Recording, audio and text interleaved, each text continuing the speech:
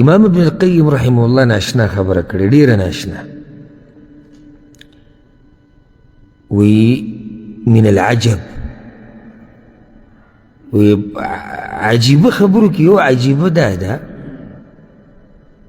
چې یو سړی به ته ویني، یو مسلمان دی به ځان د حرامو د خوراک نه ساتي، دی به ځان د ظلم نه ساتي، دی به ځان د زنا نه ساتي، دی به ځان د شرابو نه ساتي، دی ځان به حرامو ته د نظر نه ساتي، دی د فحاشۍ نه ځان ساتي وغیر ذلک، او نورو ګناهونو ځان لرې ساتي. ښه خبره نه ده که بده ده؟ بده ده؟ ښه خبره، خو دین دی. عجیبه بیا څه دی چې امام ابن القیم عجیبه وایي؟ عجیبه دا ده چې دی د دومره هر څه نه ځان ساتي او د یو ژبه په کنټرول کې نشي راوستی. یعنې نور ځان څومره کنټرول کې کړی، خو دا ژبه د په کنټرول کې نه راځي. دا عجیبه ده. بیا وایي یو سړی به ویني یشار الیه بالدین والزهد والعباده، په معاشره کې به یو سړی چې خلک ورته اشاره کوي، وایي چې پلانې ډېر دینداره دی او لوی زاهد دی او عابد دی.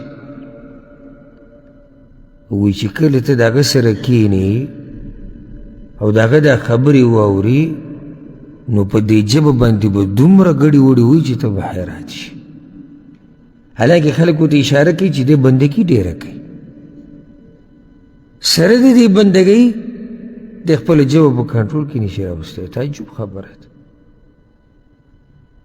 او امام فضیل بن عیاض رحمه الله وی ما حج ولا رباط ولا جهاد اشد من حبس اللسان.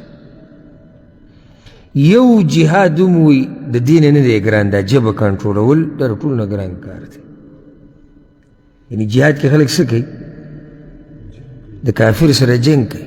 دی وی د دینه ګران کار څه دی؟ د ژبه په کنټرول کې ساتل. اسان کار دی ژبه په کنټرول کې ساتل؟ ډېر ګران کار دی، ډېر ګران کار دی. او ځکه یو شاعر وایي، دا ډېره قیمتي شاعري ده، وإن كان يعجبك السكوت فإنه قد كان يعجب قبلك الأخيار. که ستا دا غلي کېناستل خوښي، نو ګوره دا یاده کړه چې دا د پوخانه د دیندارو خلکو خوښ دي. یوه اسلامي دي خوښ غلي کېناسته. څومره دینداره خلک او قدرمن چې تېر شوي د ټولو دا غلي کېناسته خوښ. ولئن ندمت على سكوتك مرة فلقد ندمت على الكلام مرارا. او که ته چېرته یو ورځ پښیمانه شوی د غلي کېناستو د لاسه، خو ګوره ته په خبرو باندې څو پورې پښیمانه شوی. یعنې په غلي کېناستو به چېرته شاذ او نادر ته خفه شوی چې یاره ولې زه غلی وم، خو په خبرو باندې ته څو پورې دغه شوی. چېرې ماله نه وه په کار چې ما خبره کړې وې. ان السکوت سلامة ولربما زرع الكلام عداوة وضرارا. غلي کېناستلو کې سلامتیا ده، او د دې خبرو د لاسه خو اکثر دشمنیانې پیدا کېږي. او یو بل شاعر وایي احفظ لسانك أيها الإنسان.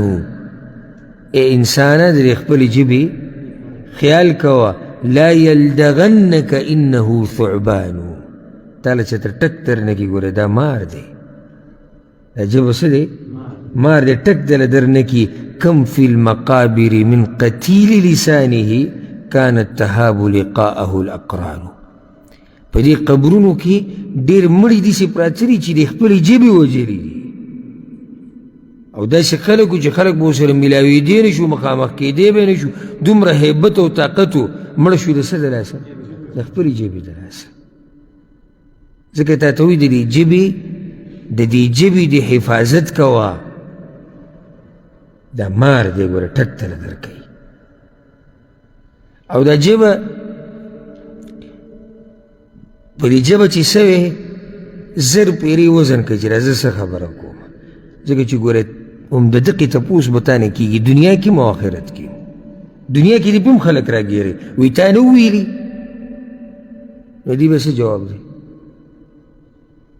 ما ته دې جواب وښایه څه جواب ویشتي چې کومه سزا ده هغه به اوس خورې دا یې جواب دی تا نه وویلي او ما ویلو اوس ته د خبرې په کنټرول کې دا خبره ستا په کنټرول کې و د کولو نه مخکې خو تا کنټرول نه کړه اوس ته د خبرې په کنټرول کې که ته ډېر قسمونه وخورې او که ته ډېرې صفایانې وکړې که ته ډېرې توبې وباسې اوس ته د ژبې په کنټرول کې اوس خبره نشي د دین علاوه خبره نشي صفا کېدی چې کوم وبال چې دی هغې ته اوس ځان ټینګ کړه هوښیار سړی او مؤمن بنده د خبرې کولو نه مخکې سوچ کوي او قمقل او بېدینه او کمظرفه دې خبره وکړي او بیا وروسته ما دا شوي نو ته اوس سوچ کوې چې ما شوي اول سوچ وکړه زه چې دا خبره کوم دا د الله خوښه ده که نه دا د رسول صلی الله علیه وسلم خوښه ده او که نه دا د دې مجلس د خلکو سره مناسب ده او که نه ده دې مجلس کې سپین ږیری ناست دی دې کې عالم ناست دی دې کې کشر ناست دی دلته زنانه ناسته ده دلته د ټولو خبرو ته سړی سوچ وکړي د هغې نه بعد خبره کوي دا نه چې د خبرو مشین د نه جوړ شي ځکه خو رسول صلی الله علیه وسلم وایي چې د قیامت په ورځ چې کوم خلک به زما نه ډېر لري په هغو کې یو دي الثرثارون الثرثارون څوک دي دا ډېرې خبرې چې کوي ولې دوی د رسول الله وسلم نه لري دي دې کې څه دي ولې لازم به ګډې وډې وی بارک الله فیک یعنې داسې نه شي کېدی چې یو سړی زه د سهار نه د ماښامه پورې کړله لګیا یم او ټولې خبرې زما برابر دي نه الا دا که د دین خبرې یعنې هلته رسول الله وسلم څه وایي چې قل خیرا فلیقل خیرا خیر خبره خیر خبره وکړه زیاتې څه خبره کوي یو عالم لګیا دی د دین وضاحت کوي دین مسلې بیانوي مجلس دین هغوی څومره کې کوه هغه د دین خبرې دي خو چې عامو خبرې ته لګیا شي او بریک نه هلې لازم به پکې ته ګډې وډې وي او لازم به پکې داسې خبرې کې چې هغه به د شریعت او د سړیتوب خلاف وي او ځکه یو شاعر وی عود لسانك قلة اللفظ واحفظ لسانك أيما حفظ دا جب خپل عادت که په دې باندې چې ټکي لږ راوباسي څه مطلب دی خبرې کمې کوي إياك أن تعظ الرجال وقد أصبحت محتاجا إلى الوعظ داسې نه ته نورو ته نصیحتونه کوې او په خپله ته دې ته ضرورت لري چې تا ته خلک نصیحت وکړي چې څومره دې خبرې لږې وي که نه دومره به فایده مني او ځکه د امام ابن المبارک رحمه الله د هغه نه چا تپوس وکړو چې د لقمان چې د خپل زوی ته دا ویلو لقمان حکیم خپل زوی ته دا خبره کړې وه ان كان الكلام من فضة فإن الصمت من ذهب لقمان حکیم ویلو د خپل زوی ته یې وی که خبرې د سپینو زرو وي که نه نو غلي کېناستل د سرو زرو دي نو په دې باندې دا کس پوه شوی نه و نو د امام ابن المبارک نه یې تپوس وکړو عبدالله ابن المبارک چې په دې مې پوه که دې څه مطلب دی هغه ورته ویې معنی دا ده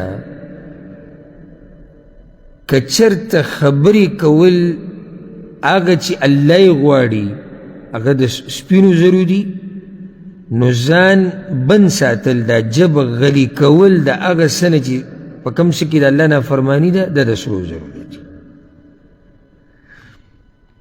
یعنې ته چې د خیر خبره کې دا سپین زر دي او د ګناه نه جبه بنده ساتل دا سره زر دي هر طرف ته خیر دی نو خو یا سره زر دي یا سپین زر دي چې دې نه اخوا وړي هغه بیا تاوان دي